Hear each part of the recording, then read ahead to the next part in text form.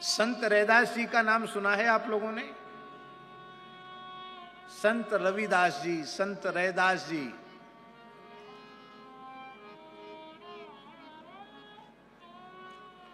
भारतवर्ष के एक अनुपम संत, जिनका जन्म चर्मकार कुल में हुआ था। और जन्म भी कहां हुआ? ज्ञानियों की, यतियों की, विद्वानों की, ब्राह्मणों की, सनातन धर्म की सर्वोच्च नगरी काशी में उनका जन्म हुआ था। और चर्मकार कुल में जन्म लेने वाले संत रैदास जी भगवान की भक्ति में लीन रहते थे।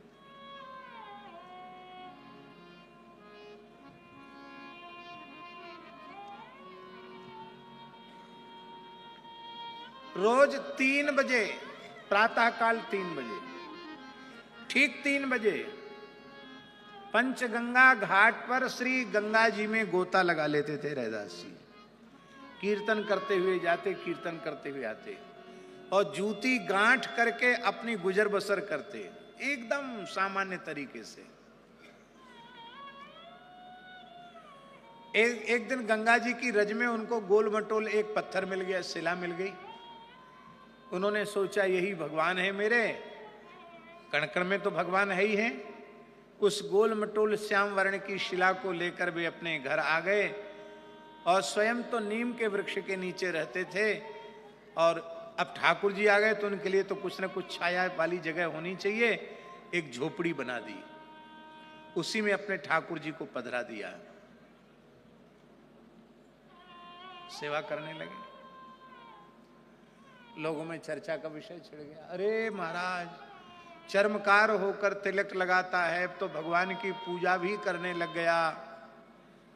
और इतना विरोध शुरू हो गया रैदास जी की पूजा का कि काशी नरेश के कान भरे गए। काशी नरेश से कहा गया, महाराज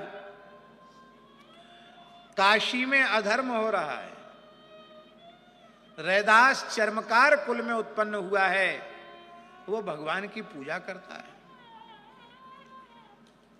जानते हो इसका परिणाम क्या होगा? त्रीणि तत्र भवन्त्येव दुर्भिक्षम मरणम भयम, या तो अकाल पड़ जाएगा, या महामारी फैल जाएगी, या कोई भयंकर भीषण भयकारी विप्लवकारी घटना घटेगी जो आपके संभालने से भी संभलेगी नहीं। राजा भी घबरा गया। बहुत ध्यान से सुने, हम प्राप्ता का स्वरूप बता रहे हैं। जीव भले ही वो चाहे जितने निम्न कुल में पैदा हुआ हो, यदि साधन में लगा है तो भगवत प्राप्ति होनी है, अवश्य होनी है। राजा ने दरबार में बुलाया, बोले भाई हमने सुना है कि तुम भगवान की पूजा करते हो।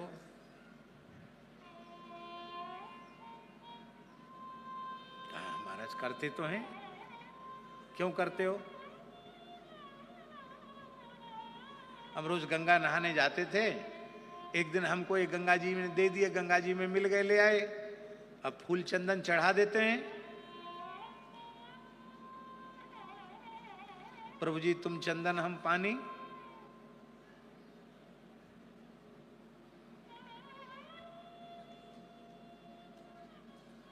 हम कहीं किसी मठ मंदिर की मर्यादा को भंग तो नहीं कर रहे हैं। हम भगवान के हैं और भगवान हमारे हैं, तो हमें कण-कण में भगवान हैं।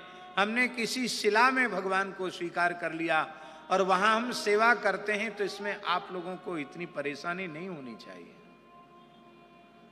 ब्राह्मणों का नहीं, बिल्कुल नहीं, तुम नहीं कर सकते पूजा, तुम्हारे इस जाति में जन्म हुआ है, तुम पूजा के अधिकारी नहीं हो।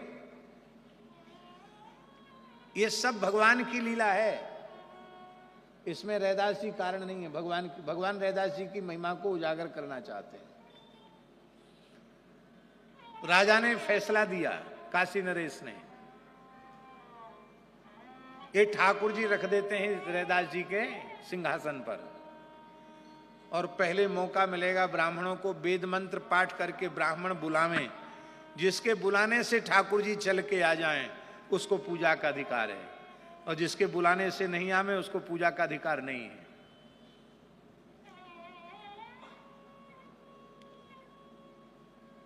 ब्राह्मणों ने सोचा ये तो बड़ी विकट परीक्षा हुई, चलो लेकिन चलो। ऋग्वेदियों ने ऋग्वेद का पाठ किया, यजुर्वेदियों ने यजुर्वेद की ऋचाओं का पाठ किया, सामवेदियों ने सामगान किया, अथर्ववेदियों ने अथर्व का श्रुतियों का पाठ किया। वेद पाठ करते करते उनके कंठ सूख गए, भगवान हिले डुले ही नहीं, क्योंकि वो तो पत्थर देख रहे थे ना, भगवान का अनुभव नहीं कर रहे थे। अब बारी आई रैदास जी की, आप बुलाइए। ब्राह्मण सोचते थे कि इनके बुलाने से भी नहीं, हमारे बुलाने से नहीं आए तो इनके बुलाने से कैसे आ जाएंगे। और रैदास जी ने अपना तान पूरा संभाला और क्या कहा, जो तुम तो रो राम मैं नहीं तो, जो तुम तो रो राम मैं नहीं तो।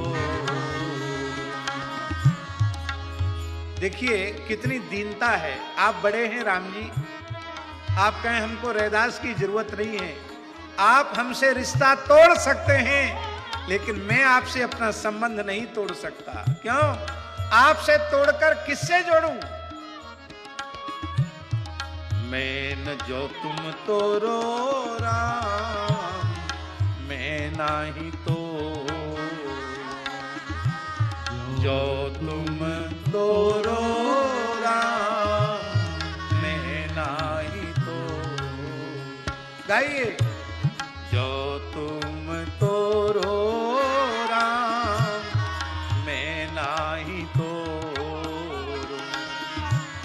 जो तुम तोड़ो राम मैं नहीं तो। तुमसे तोरी कवन सो जोरू, तुमसे तोरी कवन सो जोरू, तुमसे तोरी कवन सो जोड़ू, तुमसे तोरी कवन सो जोड़ू, जो तुम तोरो राम मैं नाही तो, जो तुम तोरो राम मैं नाही तो। तीरथ बरत न करूं अंदेशा, केवल चरण कमल को भरोसा। तीरथ बरत न करूं अंदेशा, केवल चरण कमल को भरोसा। मैं कोई तीर्थ भी नहीं किया है, मैंने कोई व्रत उपवास तपस्या भी नहीं की है, मैंने कोई दान पुण्य भी नहीं किया है। हे प्रभु, मेरे पास कोई साधन का बल नहीं है, मेरे पास तो केवल आपके चरण कमलों की भक्ति का बल है। जो तुम तो रो राम मैं नाही तो, जो तुम तो रो राम मैं नाही तो।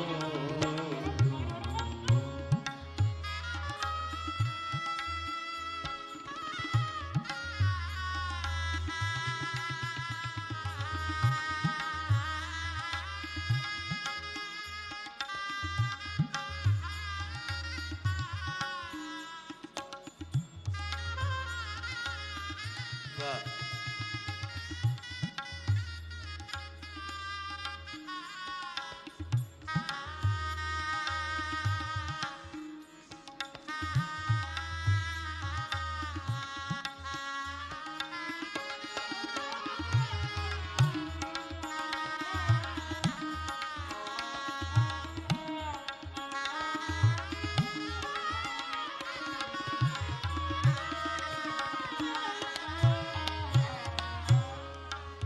बड़ी विचित्र बात है। वो कहते हैं मैं जो कुछ करता हूं वह आपकी सेवा ही करता हूं। क्यों? क्योंकि मेरे जीवन का लक्ष्य ही आपकी प्रसन्नता है। मैं जूती गांठता हूं तो आपकी खुशी के लिए गांठता हूं। मैं जो कुछ करता हूं आपके लिए करता हूं। इसी का नाम है तदर्पिता अखिलाचारिता। जहां तहां जाऊं तुम्हारी पूजा,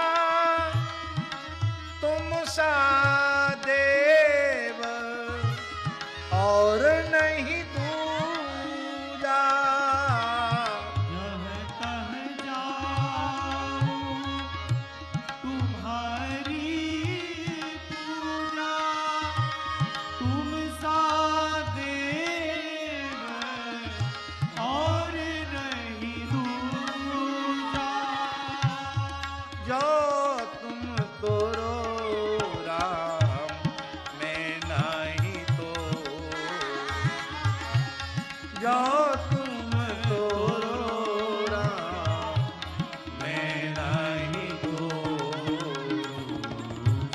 तुम सन तोरी कवन सोजो,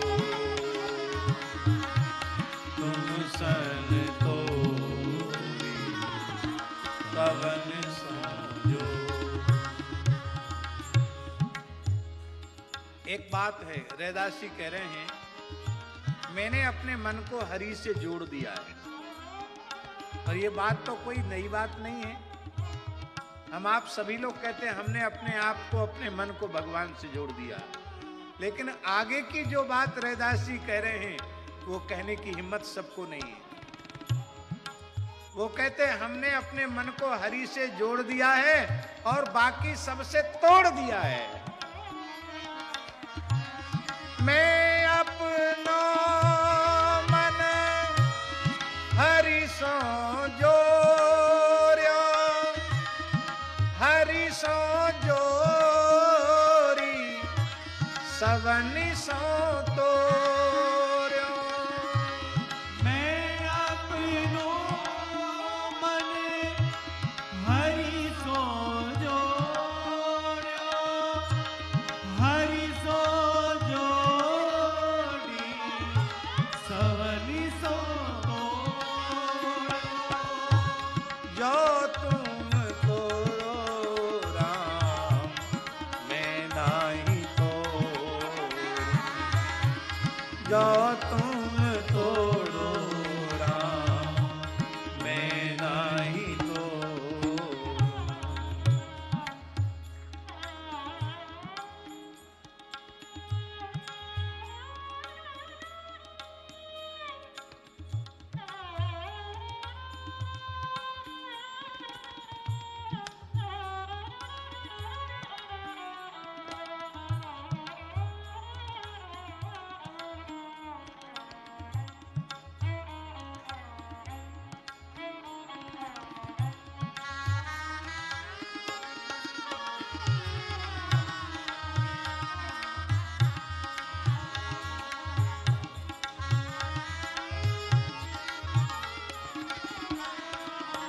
मानसी में स्वामी जी एक चौपाई है। मोर दास कहाय नर आशा करे तो कहो कहा विश्वासा। भगवान का दास बनकर संसार से आस करे धिक्कार है। रैदास जी कहते हैं सब ही प्रहर तुम्हारी आशा, सब ही प्रहर तुम्हारी आशा। मन क्रम बचन कहत रैदासा। मन क्रम वचन कहत रैदासा। जो तुम तोरो राम मैं नाही तो, जो तुम तोरो राम मैं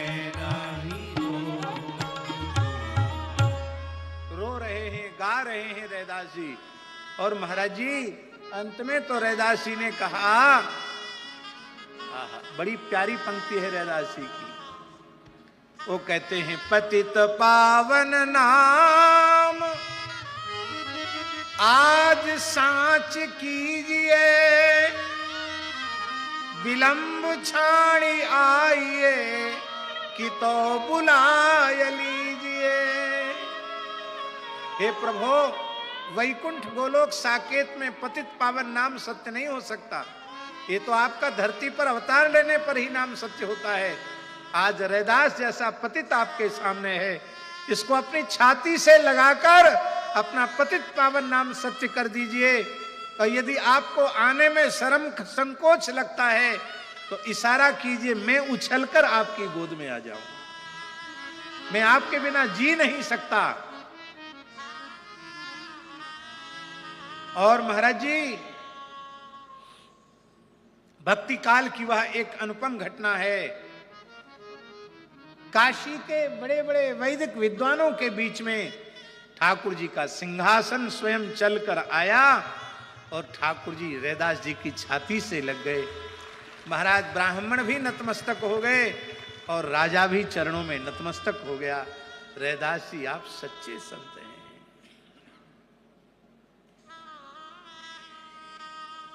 और वो रैदास जी भाव में भरे रहते थे, मानसी सेवा चलती रहती थी उनकी। एक दिन गुरु गोरखनाथ जी आ गए। सिद्ध गुरु नाथ संप्रदाय के आचार्य श्री गोरक्षनाथ भगवान आ गए। उन्होंने अपना भिक्षा पात्र खप्पर आगे बढ़ाया। रैदास जी महाराज, प्यास लगी है, जल लाओ। रैदास जी भगवान की भाव राज्य में सेवा में थे। उनके कठोता में जो जल भरा हुआ था, लकड़ी के कठोते में, कहते हैं ना मन चंगा तो कठौती में गंगा। कठौती में जल भरा था, वो जल ही उन्होंने उनके भिक्षा पात्र में डाल दिया, खप्पर में डाल दिया। गोरखनाथ जी ने ले तो लिया, फेंका भी नहीं और पिया भी नहीं। उस जल को लेकर गोरखनाथ जी, बहुत ध्यान से सुने, उस जल को लेकर श्री गुरु गोरखनाथ जी संत कबीरदास जी के पास चले गए। श्री कबीरदास जी, रैदास जी, गोरखनाथ जी, सबका बड़ा प्रेम था। श्री कबीरदास जी के यहाँ एक बच्ची रहती थी, उसका नाम था कमाली। कबीर जी की साक्षात पुत्री नहीं थी, मरी हुई लड़की को जीवित किया था, वो उसका नाम कमाली हुआ। एक मरे हुए लड़के को जीवित किया था, उसका नाम कमाल हुआ। तो कमाल और कमाली उनके मानस पुत्र और पुत्री थी। तो कमाली ने गोरखनाथ जी को प्रणाम करके कहा कि काका जी, ये खप्पर में जल कहां से लेके आए हैं? बोले, अरे कमाली, क्या बताएं, तुम्हारा जो रैदास काका है ना, उसी ने ये दिया है। आपने पिया क्यों नहीं? बोले, पता नहीं, नहीं पिया, मेरे मन में इच्छा नहीं हुई पीने की, नहीं पिया। तो बहुत ध्यान से सुने। कमाली बोली, आपकी आज्ञा हो तो मैं पी जाऊं। आप पी जाओ। कमाली पी गई और उनके खप्पर को दूसरे पवित्र गंगा जल से भर दिया गया। गोरखनाथ जी ने गंगा जल पिया। कालांतर में उस कमाली का विवाह मुल्तान में हुआ, जो दुर्भाग्य से इस समय पाकिस्तान में है। भगवान नृसिंह की प्राकट्य भूमि है मुल्तान। सनातन धर्म का बहुत बड़ा केंद्र रहा है किसी समय में मुल्तान। मुल्तान में ब्याही गई कमाली और नाथ मत का प्रचार करते हुए, सनातन धर्म का प्रचार करते हुए गुरु गोरखनाथ जी मुल्तान पहुंचे। तो लोग कहते थे, बाबा हमारी भिक्षा ग्रहण करो। बाबा बोलते थे, जो मेरा खप्पर भर देगा उसकी भिक्षा लूंगा। बाबा का ऐसा सिद्ध खप्पर के हजारों मन डाल दो, भरे नहीं खप्पर। बड़े बड़े राजा लोग खप्पर नहीं भर पाए, कौन भरेगा योगीराज गुरु गोरखनाथ जी का खप्पर? कमाली बहुत सामान्य परिवार में ब्याही थी। कमाली ने अपने पति से कहा कि बाबा जी को न्योता कर दो ना। अरे बोले, हम लोग तो सामान्य गरीब लोग हैं, बड़े बड़े राजा लोग उनका खप्पर नहीं भर सके, तुम कैसे भरोगे? अरे बोले मैं भर दूंगी खप्पर, वो मेरे काका हैं, बुलाओ उनको। बुलाया न्योते में, बोले मेरा खप्पर भरो। एक चम्मच भात से, बहुत ध्यान से सुने, एक चम्मच भात से खप्पर भर दिया, और भर ही नहीं दिया, खप्पर पूरा एक चम्मच भात से भर गया, और इतना भर गया कि बिखर गया, नीचे गिरने लग गया। गोरखनाथ जी को आश्चर्य हुआ, एक छोटी सी चम्मच से मेरे सिद्ध खप्पर को भरने वाली ये देवी है कौन? बोले मेरी सिद्धि को चुनौती देने वाली, मेरे सिद्ध खप्पर को एक चम्मच में भर देने वाली तू तो महान सिद्ध है, तू कौन है? ये कमाल तेरे भीतर कहां से आया? कमाली बोली चाचा जी आप भूल गए, मैं आप सबकी लाड़ी दुलारी बेटी कमाली। और ये कमाली तू यहां? बोले हाँ, मेरा ससुराल है। तो ये कमाल तेरे में कहां से आया? बोले ये मेरा कमाल नहीं है, संत रैदास जी का जो जल आप अपने खप्पर में लेके आए थे, उस जल का कमाल है।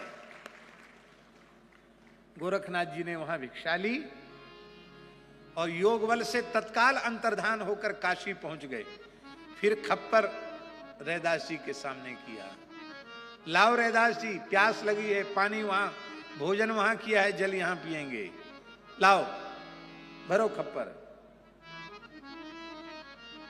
रैदास जी ने कहा प्याते थे तब पिया नहीं। आप समझ रहे हैं भाषा? प्याते माने पिलाते थे, प्याते थे तब पिया नहीं, जिन पिया पिया को जान लिया। प्याते थे तब पिया नहीं, जिन पिया पिया को जान लिया। भूला जोगी फिरे दीवाना, वह पानी मुल्तान गया। अब वो यहां नहीं है, वो पानी मुल्तान चला गया है। आप कहेंगे ये प्रसंग सुनाने का तुक क्या है? ये तुक यही है, जन्म लाभ परः पुंसाम अंते नारायण स्मृति। प्राप्ता जीव का स्वरूप है। आप ब्राह्मण कुल में उत्पन्न हुए हैं या चांडाल कुल में उत्पन्न हुए हैं, इससे कोई लेना देना नहीं। यदि ईमानदारी से भगवत शरणागत होकर आप भजन में लगे हुए हैं, तो आपका उसी जन्म में उसी शरीर से परम कल्याण हो जाएगा। जो प्रभु श्री राम गीध को अपना पिता कहने के लिए, पिता का आदर देने के लिए तैयार हैं, जो सबरी को अपनी मां कहने के लिए तैयार हैं, उसका आतिथ्य स्वीकार करने वाले हैं, जो निषाद राज को अपनी छाती से लगाने वाले हैं, जो केवट को अपना मित्र कहने वाले हैं, वो भगवान आपको अपनी शरण में नहीं लेंगे क्या? ईमानदारी से भगवत वर्ण धर्म आश्रम धर्म का यथावत श्रद्धा पूर्वक पालन करते हुए आप भगवान के चरणों में समर्पित हो जाइए, आपका परम कल्याण होगा। इसलिए प्राप्ता जीव है, और उस जीव का स्वरूप है कि वो जब चाहे तब भगवान को प्राप्त कर ले। स्वामी जी, बड़ी विचित्र बात है, संसार की वस्तुएं चाहने से नहीं मिलती, उनमें प्रारब्ध और पुरुषार्थ दोनों का सहकार जरूरी है, पर भगवान केवल चाहने से मिल जाते हैं। इससे अधिक सुलभ और क्या होगा? इसलिए भगवान ने अपने को सुलभ कहा गीता में, तस्याहम सुलभ पार्थ नित्य युक्तस्य योगिना। मैं सुलभ हूं, पर भगवान को सुलभ बनाने वाले महात्मा दुर्लभ हैं। वासुदेवा सर्वमिति स महात्मा दुर्लभा नहीं सुदुर्लभा। सर्वत्र भगवत दृष्टि देने वाले संत दुर्लभ हैं। प्राप्य परमात्मा, प्राप्ता जीव, वो स्त्री हो, पुरुष हो, ब्राह्मण हो, क्षत्रिय हो, वैश्य हो, शूद्र हो, कोई हो, प्रत्येक जीव भगवत प्राप्ति का अधिकारी है। तीसरा प्रश्न है, प्राप्ति का उपाय, प्राप्य परमात्मा है और प्राप्ता जीव है। तो प्राप्य परमात्मा की प्राप्ति क्यों नहीं हुई? क्योंकि हमको उपाय नहीं मिला। उपाय माने साधन। उपाय क्या है? उपाय अधिकारी भेद से है। कोई ज्ञान योग का अधिकारी है, कोई निष्काम कर्म योग का अधिकारी है, कोई भक्ति योग का अधिकारी है, कोई अष्टांग योग का अधिकारी है। आप अपने पूर्व संस्कारों के अनुसार अपने मार्ग को निश्चित कीजिए और उस मार्ग पर दृढ़तापूर्वक चलिए।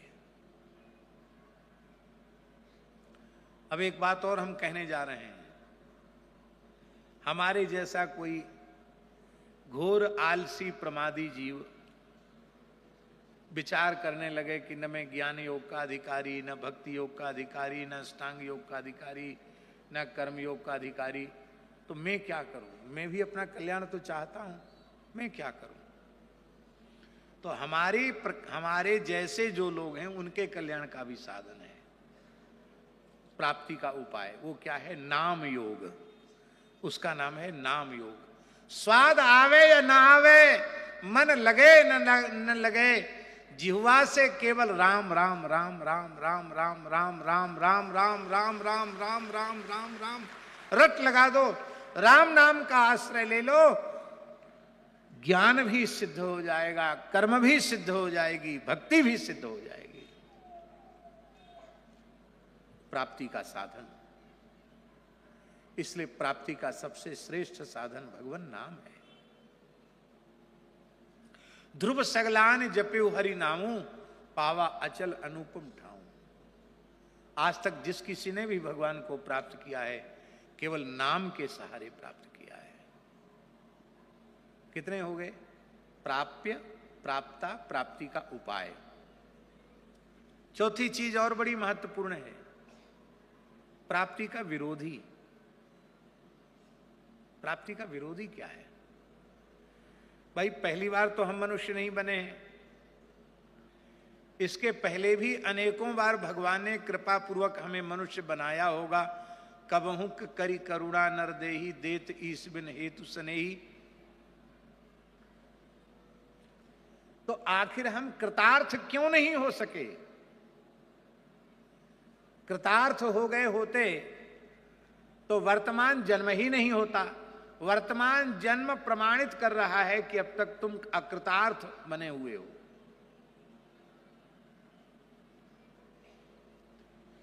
तो भगवान ने तो अपनी प्राप्ति का बार बार मनुष्य शरीर देकर हमें अवसर दिया, लेकिन हम कहीं न कहीं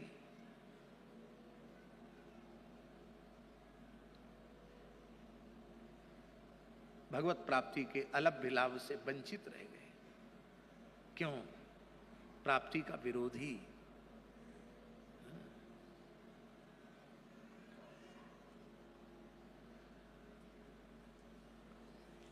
कैलाशी, एक बड़ी सरल सी बात है।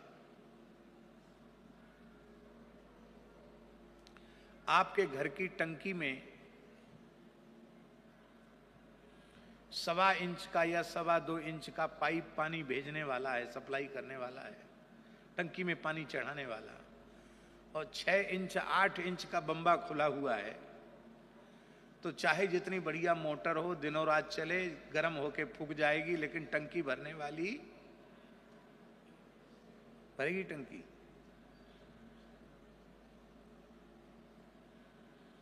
पहले उसका छिद्र बंद करना पड़ेगा।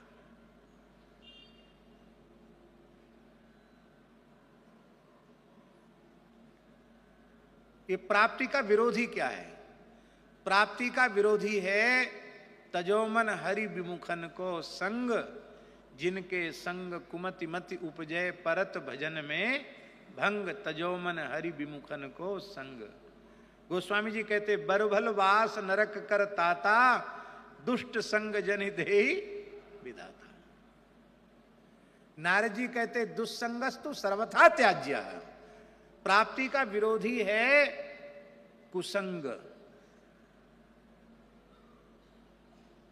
कुसंग क्या है? बहुत विस्तृत चर्चा है, लेकिन उसकी संक्षिप्त सरल व्याख्या हम प्रस्तुत कर रहे हैं श्रद्धा शून्य व्यक्ति का संग कुसंग है और श्रद्धावान व्यक्ति का संग सत्संग है।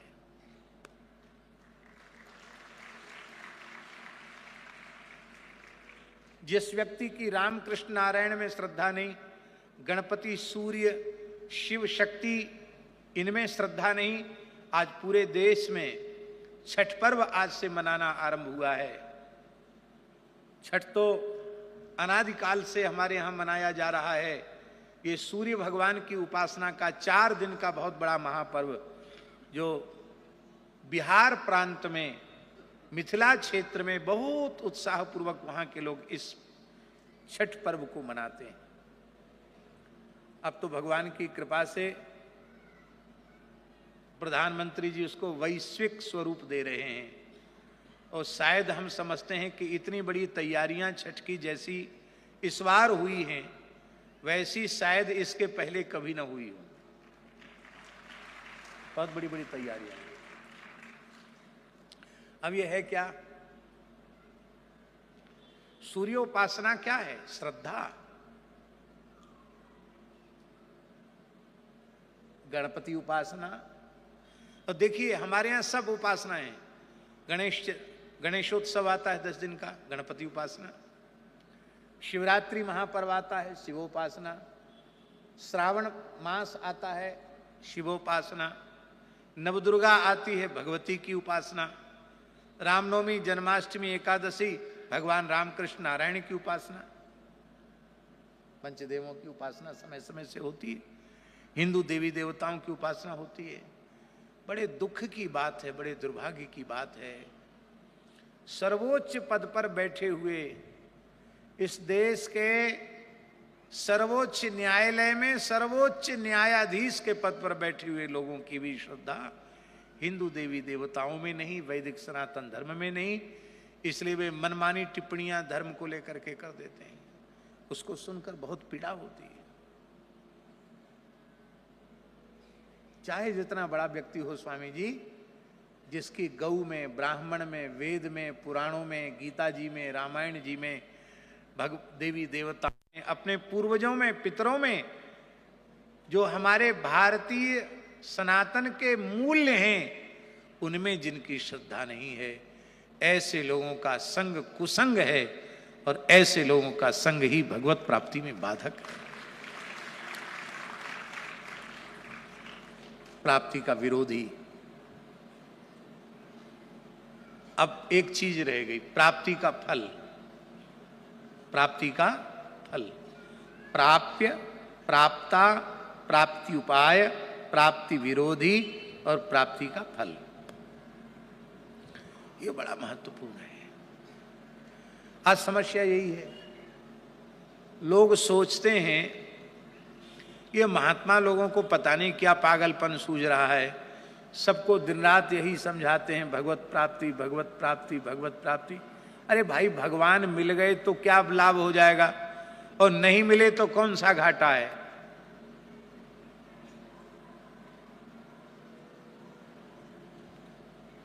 बात थोड़ी सी कड़वी, पर हम बिना किसी पक्षपात के बोल रहे हैं। भगवान जिनके जीवन की आवश्यकता है, ऐसे भाग्यशाली मनुष्य इस पूरे संसार में बहुत कम है।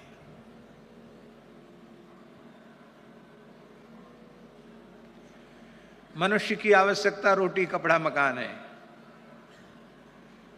रुपया कौड़ी, मान बढ़ाई, पद पैसा प्रतिष्ठा, यही मनुष्य ने दुर्भाग्य से अपना लक्ष्य बना रखा है। भगवान की प्राप्ति ही जिनके जीवन का लक्ष्य है, ऐसे लोग बहुत कम हैं।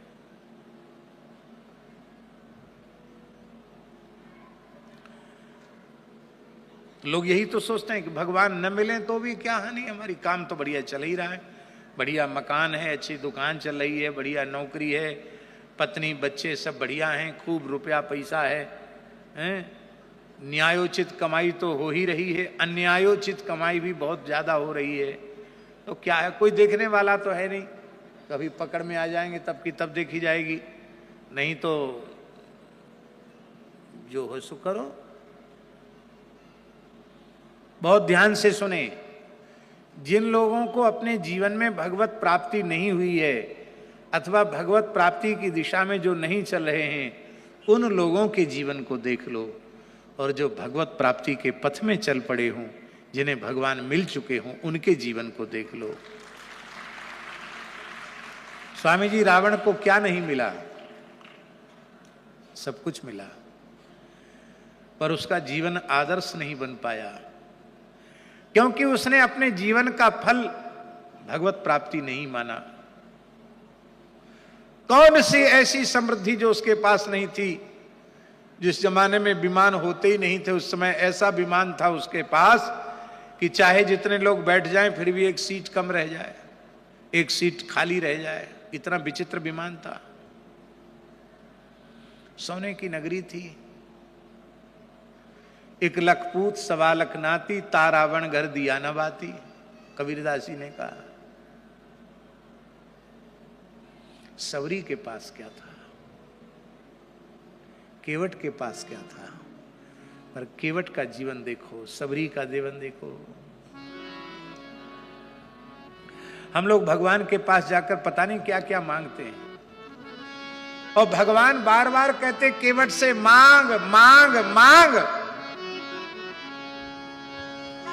अब कछु नाथ ना चाहिए मोरे, अब कछु नाथ ना चाहिए मोरे, दीन दयालु अनुग्रह तोरे, दीन दयालु अनुग्रह तोरे, अब कछु नाथ ना चाहिए मोरे, अब कछु नाथ ना चाहिए मोरे, दीन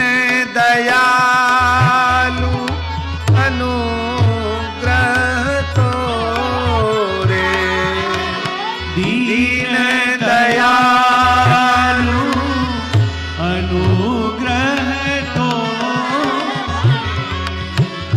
दीन दयालु अनुग्रह तोरे, दीन दयालु अनुग्रह तोरे। आत्माराम आप्त काम पूर्ण काम परम निष्काम हो गया केवट। स्वामी जी, मनुष्य जन्म की सर्वोच्च उपलब्धि यही है, पूर्ण काम हो जाना, आत्माराम हो जाना, आप्त काम हो जाना। और यह जीवन उनका हो जो नरसिंह मेहता को देख लो, मीरा जी को देख लो, अभी रैदास जी की चर्चा की, रैदास जी को देख लो, ध्रुव प्रहलाद को देख लो, पांडवों को देख लो, विदुर जी को देख लो। जिन्हें भगवत प्राप्ति हो चुकी है उनका जीवन देख लो, और जो भगवत प्राप्ति से विमुख है उनका जीवन देख लो। यही भगवत प्राप्ति का फल है। यदि आप अपने जीवन को सफल बनाना चाहते हो तो इसी जन्म में इसी शरीर से भगवत साक्षात्कार हो, ऐसा भीतर से पक्का निश्चय आपको करना पड़ेगा।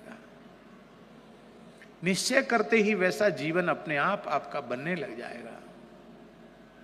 बोलो भक्तवत्सल भगवान की। तो अंत में भगवान का स्मरण होवे, और यदि कोई कहे कि 3 साधनों में से अंतिम एक साधन कहो, तो सुखदेव जी कहते हैं योगिनाम नृप निर्णीतम हरेर नामानुकीर्तनम। श्रवण, कीर्तन और स्मरण जो 3 साधन बताए, इनमें प्रधान कीर्तन है। देखिए, जब कोई व्यक्ति श्रवण करता है तो श्रवणकर्ता को श्रवण का लाभ होता है। जब कोई व्यक्ति स्मरण करता है तो स्मरणकर्ता को स्मरण का लाभ होता है। किंतु जब वह नाम रूप गुण लीला का कीर्तन करने लग जाता है तो श्रवण का भी लाभ उसे होने लग जाता है और भीतर से स्मरण का लाभ भी उसे होने लग जाता है।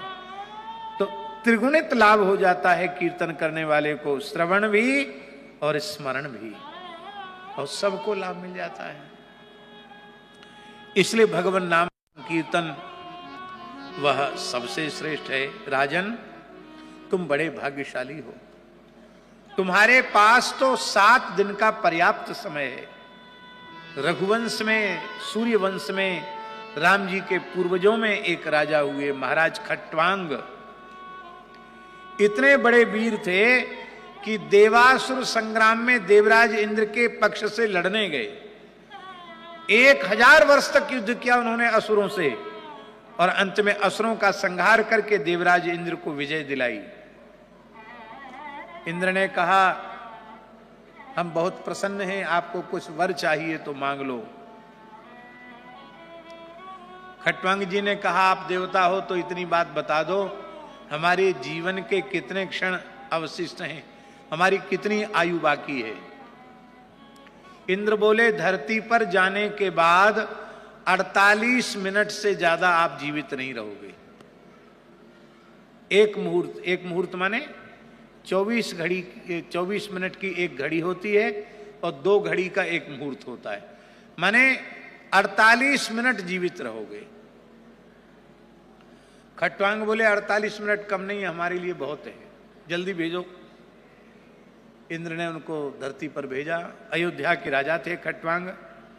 आपने अपने पुत्र दीर्घबाहु को राजा बनाया और सरयू जी के किनारे चले गए और कीर्तन करने लगे, श्री राम जय राम जय जय राम, श्री राम जय राम जय जय राम, श्री राम जय राम जय जय राम, श्री राम जय राम जय जय राम, श्री राम जय राम जय जय राम, श्री राम जय राम जय जय राम, श्री राम जय राम जय जय राम, श्री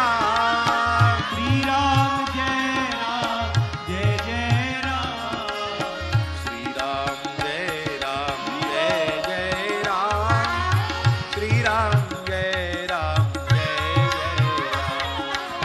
श्री राम जय राम जय जय राम, श्री राम जय राम जय। अब आप विचार करो महाराज जी, 48 मिनट में उन्होंने अपने पुत्र को राजा भी बना दिया और सरयू जी के किनारे चले गए, तो कम से कम 1-1.5 घड़ी का समय तो ऐसे ही चला गया होगा। 1 घड़ी आधी घड़ी आधी में पुनियाद, तुलसी संगति साधु की हरे कोटि अपराध। हमको लगता है खट्वांग के कल्याण का विचार करके ही तुलसीदास जी ने ये दोहा लिखा होगा। थोड़ी देर में कीर्तन करके आपने गतवान अभयम हरिम, भगवान के अभय पद को खट्वांग राजर्षि ने प्राप्त कर लिया। तुम्हारे पास पर्याप्त 7 दिन का समय है। प्रमादी व्यक्ति देवताओं के समान आयु लेकर धरती पर आवे तो भी उसका जीवन व्यर्थ चला जाता है, प्रमाद में ही नष्ट कर देता है। और प्रमाद शून्य व्यक्ति थोड़े समय में भी अपने जीवन को इतना मूल्यवान बना देता है, अपने लिए उपयोगी, परिवार के लिए उपयोगी, पूरे समाज के लिए उपयोगी, राष्ट्र के लिए उपयोगी, संपूर्ण विश्व की मानव जाति के लिए उपयोगी बना देता है।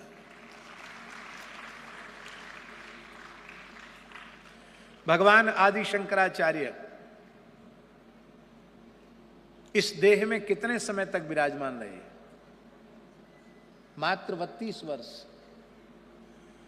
और हम बड़ी विनम्रता पूर्वक कह रहे हैं, 3200 वर्ष में कोई मनुष्य जो कार्य नहीं कर सकता सनातन धर्म के लिए, वह काम मात्र 32 वर्ष की आयु तक में भगवान आदि शंकराचार्य ने पूर्ण कर दिया।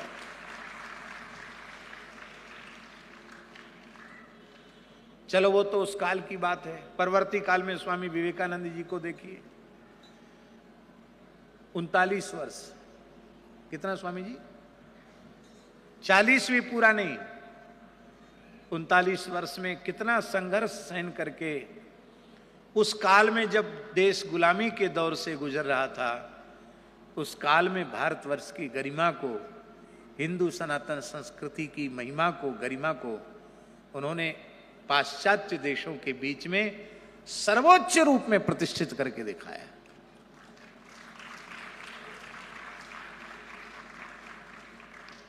संसार में शिष्य तो बहुत हुए, पर धन्य है स्वामी विवेकानंद जी को, जिन्होंने पूरे विश्व में रामकृष्ण मठ बना दिए, रामकृष्ण मिशन बना दिए, अपने गुरु की कीर्ति को, अपने गुरु के नाम को जन जन में विख्यात कर दिया।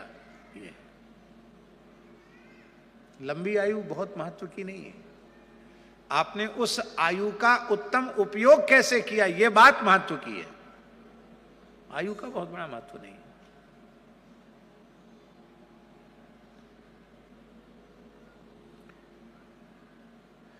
इस प्रकार से पहले सब कुछ त्याग करके जंगल में चला जाए, पवित्र तीर्थ में स्नान करे, ध्यान में एकाग्रचित्त होकर के भगवान के नाम का अभ्यास करे, नाम से चित्त निर्मल हो जाए, तो चरण से लेके मुखारविंद तक, मुखारविंद से लेके चरणों तक भगवान के स्वरूप का ध्यान करे।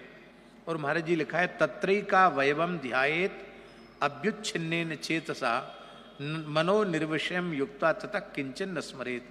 भगवान के स्वरूप में जब चित्त का विलय हो जाता है और जब शरीर संसार की पूर्ण विस्मृति हो जाती है, भगवान के स्वरूप में हमारा चित्त पूरी तरह डूब जाता है, तो कहते हैं पदम तत्परमम विष्णुर यत्र मनो यत्र प्रसीदति। फिर वह परम पद भगवान का, वह ध्यान ही भगवान का वह परम पद है, जहाँ पहुँचने के बाद मन अत्यंत प्रसन्न हो जाता है। मनो यत्र प्रसीदति। तो उस अवस्था का स्वामी जी, उस अवस्था का जो परमानंदमयी अवस्था है, उस अवस्था में पहुंचने के बाद साधक के चित्त की अवस्था कैसी होती है? कहते रजस्तमोभ्याम आक्षिप्तम विमूढ़म मन आत्मनः यच्छेद धारणया धीरो हंतिया तत्कृतम मिलम। ध्यान की एकाग्रता प्राप्त होने पर, सिद्ध होने पर न तो रजोगुण रह जाता है जीवन में, न तमोगुण रह जाता है। माया की परिधि वाला सतोगुण भी नहीं रहता, सत्व भी विशुद्ध सत्व हो जाता है। गुणातीत प्रेम जिसको कहते हैं वह हो जाता है, और यही वस्तुतः मुक्तावस्था है। इसी का नाम मुक्तावस्था है। पूरे विराट को परमात्मा का स्वरूप बताया है। पाताल से लेके ब्रह्मलोक तक, ब्रह्मलोक से लेके पाताल तक, भगवान के चरण से लेके मस्तक तक पूरे स्वरूप का वर्णन किया। बहुत सुंदर वर्णन है। और महाराज जी इसमें एक बड़ी सुंदर बात कही है। एक श्लोक तो इस प्रकरण का कही देते हैं। बयांसि तत् व्याकरणं विचित्रम्, बयांसि व्याकरणं विचित्रम् मनुर्मनीषा मनुजो निवासः गंधर्व विद्याधर चारणाप्सरा स्वर स्मृतिरसुरानी कवीर्य।